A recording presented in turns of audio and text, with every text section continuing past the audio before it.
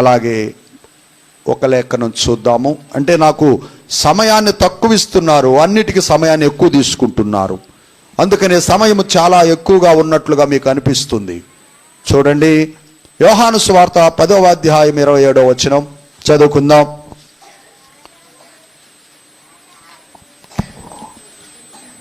పదవ అధ్యాయం 27. నా గొర్రెలు నా స్వరము వినును, నేను వాటిని ఎరుగుదును, అవి నన్ను వెంబడించును, నేను వాటికి నిత్య జీవమునిచ్చుచున్నాను. ఏమిస్తున్నాడట యేసయ్య? నిత్య జీవమునిచ్చుచున్నాను గనుక అవి ఎన్నటికి నశింపవు, ఎవడును వాటిని నా చేతిలో నుండి అపహరింపడు. ఆయన బాహువ రెక్కల క్రింద భద్రపరచబడి ఉంటావు, నువ్వు ఆయన హస్తాలలో దాచబడి ఉంటావు. కాబట్టి నిన్ను ఎవరు కూడా ఏమి చేయలేరు, నిన్ను ఎవరు అపహరింపలేరు.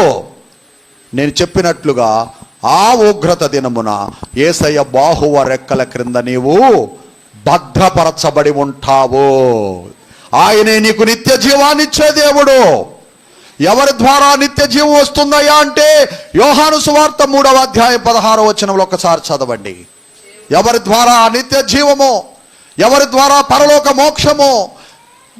దేవుడు లోకమును ఎంతో ప్రేమించాడు, కాగా ఆయన తన అద్వితీయ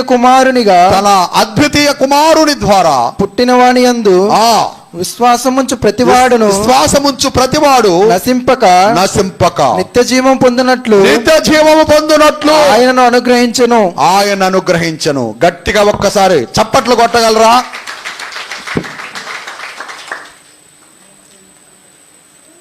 జీవాధిపతిని విడచి, జీవ మార్గమును విడచి నిర్జీవ మార్గములోకి వెళ్ళే వాళ్ళు చాలా మంది ఉన్నారండి. ప్రయోజనకరమైన మార్గాన్ని వదిలి నిష్ప్రయోజనమైన మార్గానికి వెళ్ళే వాళ్ళు చాలా మంది లేకపోలేదు. అయితే దేవుడు ఒక మాట చెబుతున్నాడు, నీకు నిత్య జీవము కావాలి అనంటే, నీవు నిత్య రాజ్యంలోనికి ప్రవేశించాలి అనంటే, సర్వమానవాళి పాప పరిహార్థమై నా కుమారుణ్ణి ఆ లోకానికి పంపించి ఉన్నాను. అందరి పాపముల నిమిత్తమై ఆయన సిలువలో ఆఖరి రక్తం పట్టు వరకు రక్తాన్ని కార్చారు, ప్రభువు చిందించాడు. ఆయన అమూల్యమైన ప్రాణాన్ని సిలువలో పెట్టాడు. ఎవరి కోసం? పాపములో పట్టబడి, శాపములో పట్టబడి, జన్మ పాపము, కర్మ పాపము, ఏ భేదము లేదు, అందరూ పాపం చేశారు. వాటన్నిటి నుండి విడిపించటానికి, ఆయన రక్తములో వారిని కడిగి శుద్ధులుగా చేయటానికి, పరలోక రాజ్యానికి చేర్చటానికి, అందరి పాప పరిహారార్థమై సిలువలో మరణించి బలియాగం చేయటానికి వచ్చాడు. ఇదిగో నా కుమారుని పంపించాను, ఆయన ద్వారానే నిత్య రాజ్యము మీకు ఉంది అన్నాడు. ఆయన యందు విశ్వాసం ఉంచండి. విశ్వాసం ఉంచిన వారు నశించక, ఎప్పుడు నశించక? యెహోవా ఉగ్రత దినమున నశించక, లేదా అగ్నిగుండములోనికి వెళ్ళి నశింపక నిత్య రాజ్యానికి వారు వారసులవుతారు. అందుకే నా కుమారుని పంపించాను అన్నాడు. ఇప్పుడు యేసయ్యను మనం ఏం చేయాలమ్మా? సొంత రక్షకుడుగా అంగీకరించాలి. హృదయములో తలచి నోటితో ఒప్పుకోవాలి.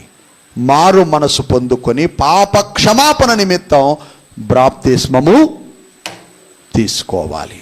పరలోక టికెట్ బాప్తిస్మమే. నీ క్రియలే నీ ఆ పరలోకానికి చేర్చటానికి అవి కారణం. చూడండి,